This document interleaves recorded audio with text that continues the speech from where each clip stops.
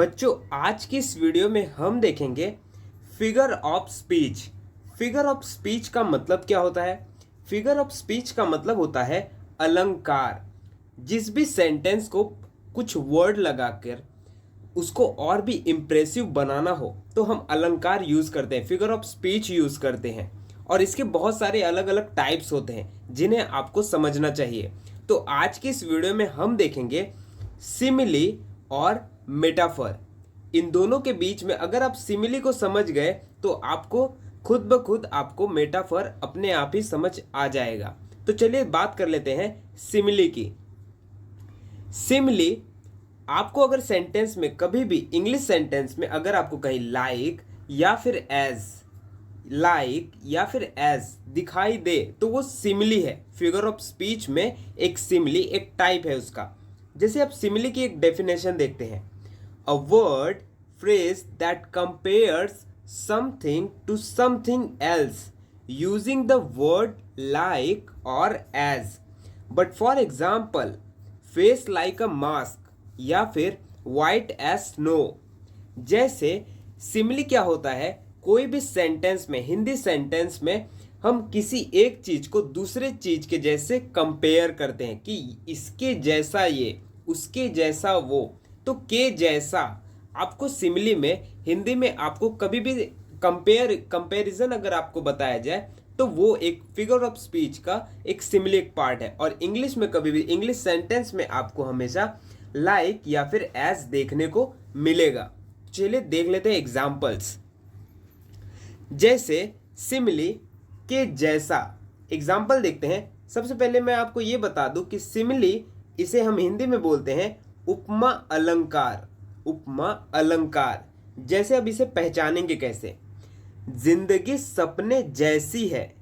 जिंदगी सपने जैसी है, तो मैं जिंदगी को कैसे कंपेयर करके बता रहा हूं? सपने जैसी है।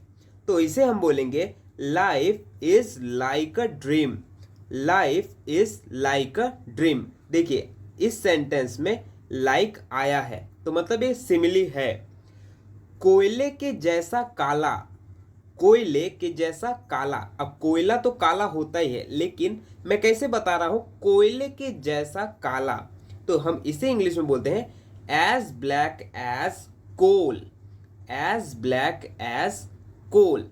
तो ये हो गया सिमिली का एक बहुत छोटा सा कॉन्सेप्ट जो आपको बहुत अच्छे तरीके से समझा होगा। सिमिली का मतलब होता है किसी एक चीज को दूसरे चीज से कंपैरिजन बताया जाए कि इसके जैसा या इसकी तरह, तब आपको सिमिली यूज करना है। अब देख लेते हैं मेटाफर। मेटाफर क्या होता है? मेटाफर एग्जैक्टली, पहले तो आप इसे ये ध्यान रखो कि एग्जैक्टली वही चीज। इसकी डेफिनेशन देखते हैं, अ वर्ड और phrase that is used in an imaginative way to show that somebody, something has the same qualities as another thing।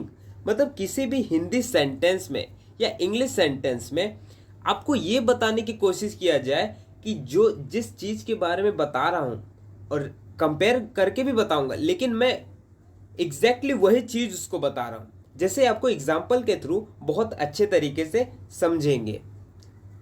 Metaphor exactly, सबसे पहले मैं आपको यह बता दूं कि मेटाफर एक रूपक अलंकार है। रूपक अलंकार। एग्जाम्पल देखते हैं, राहुल एक शेर का बच्चा है। मैंने राहुल को शेर के बच्चे से कंपैरिजन किया, लेकिन मैं इस सेंटेंस में बताना क्या चाह रहा हूं कि राहुल एक शेर का बच्चा है। अब राहुल शेर का बच्चा नहीं है, लेकिन मैं उसे बताते समय ऐसे बता रहा हूं कि राहुल एक शेर का बच्चा है। मैं कंपैरिजन करके बता रहा हूं, लेकिन मैं एज इट इज मैं बता रहा हूं कि राहुल एक शेर का बच्चा है, मतलब वो बहुत बहादुर है।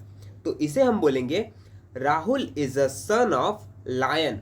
Rahul is a son of lion. समय ही संपत्ति है।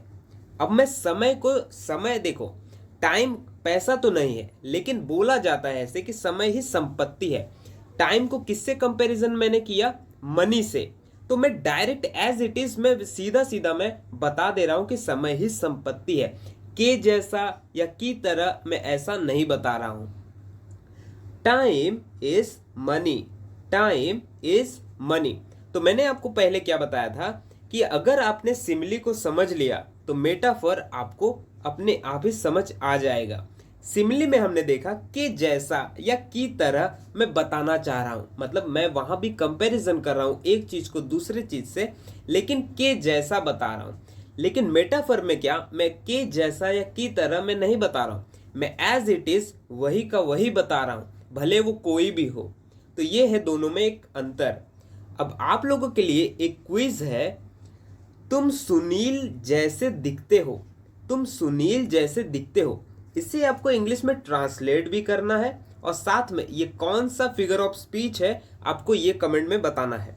दूसरा, मेरा दोस्त गधा है।